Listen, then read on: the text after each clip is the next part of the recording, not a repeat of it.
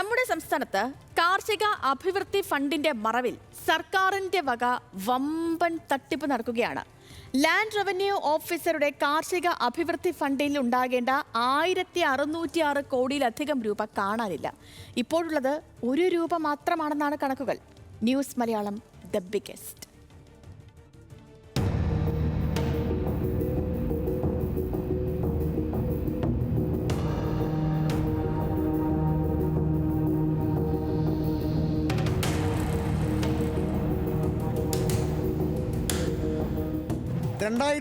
കേരള നെൽവയൽ തണ്ണീർത്തട സംരക്ഷണ നിയമപ്രകാരം നെൽപ്പാടമോ തണ്ണീർത്തടമോ ആയിരുന്ന ഭൂപ്രദേശം മറ്റാവശ്യങ്ങൾക്കായി തരം മാറ്റുന്നതിന് അപേക്ഷയോടൊപ്പം നിശ്ചിത ഫീസ് സർക്കാരിലേക്ക് അടയ്ക്കണം.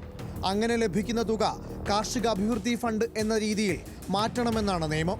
ഈ തുക നെൽകൃഷിയുടെ അഭിവൃദ്ധിക്കും തണ്ണീർത്തടങ്ങളുടെ സംരക്ഷണത്തിനും ഉപയോഗിക്കണമെന്നതാണ് വ്യവസ്ഥ.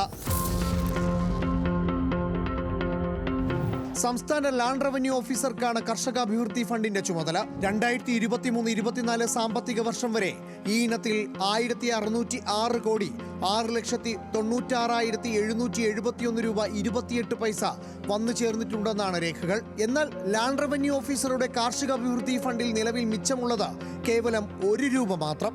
ബാക്കി തുക നിയമപ്രകാരം നെൽകൃഷിയുടെ അഭിവൃദ്ധിക്കോ തണ്ണീർത്തടങ്ങളുടെ സംരക്ഷണത്തിന് ആയിട്ടല്ല ഉപയോഗിച്ചതെന്നും രേഖകൾ വ്യക്തമാക്കുന്നു. 1 രൂപ അക്കൗണ്ടിൽ വച്ച ശേഷം ബാക്കി തുക പൊതുഫണ്ടിലേക്ക് മാറ്റി സർക്കാർ വകമാറ്റി ചെലവഴിച്ചെന്നാണ് കർഷകരുടെ ആരോപണം. ഇവിടുത്തെ നെൽകൃഷി മേഖല വലിയ സാമ്പത്തിക പ്രതിസന്ധിയിലൂടെ കടന്നു പോകുന്ന ഈ സമയത്ത് പോലും സംസ്ഥാന സർക്കാർ ഈ കാർഷിക അഭിവൃദ്ധി ഫണ്ടിലേക്ക് എത്തിയ 1608 കോടി രൂപയിൽ 1 രൂപ അഭിവൃദ്ധി ഫണ്ടിൽ നിക്ഷേപിച്ച ശേഷം ബാക്കി തുക മുഴുവൻ വകമാറ്റി ചെലവഴിച്ചിരിക്കുകയാണ്. കാർഷിക മേഖലയുടെ പുരോഗതിക്ക് ഉപയോഗിക്കേണ്ട ഈ പണം വകമാറ്റി ചെലവഴിച്ചിട്ടും ഇവിടുത്തെ കർഷകരെ സംരക്ഷിക്കേണ്ട കൃഷി വകുപ്പ് മന്ത്രിയോ ഈ വിഷയത്തിൽ ഒരക്ഷരം പോലും ഇതുവരെ മിണ്ടിയിട്ടില്ല. ഇതിനെതിരെ ശക്തമായ പ്രതിഷേധം കർഷകരുടെ ഭാഗത്തുനിന്നുണ്ടാവും. സംസ്ഥാനത്തെ നെൽകൃഷിയും കർഷകരും വലിയ പ്രതിസന്ധി നേരിടുന്ന സാഹചര്യത്തിലാണ് കാർഷിക അഭിവൃദ്ധി ഫണ്ട് വകമാറ്റിയതായുള്ള തെളിവുകൾ പുറത്തുവരുന്നത്. കുട്ടനാടൻ പാടങ്ങളിൽ ഉൾപ്പെടെ കർഷകർക്ക് അനുയോജ്യമായ വില നൽകി നെല്ല് സപ്ലൈകോ സംഭരിക്കാത്ത സാഹചര്യമാണ്. സാമ്പത്തിക പ്രതിസന്ധിയിൽപ്പെട്ട് കർഷക ആത്മഹത്യകൾ വർദ്ധിക്കുന്ന സമയത്താണ് നെൽകൃഷി വികസനത്തിനായി മാറ്റിവെക്കേണ്ട ഫണ്ട് പോലും സർക്കാർ മറ്റാവശ്യങ്ങൾക്കായി വകമാറ്റിയ വിവരം പുറത്തുവരുന്നത്.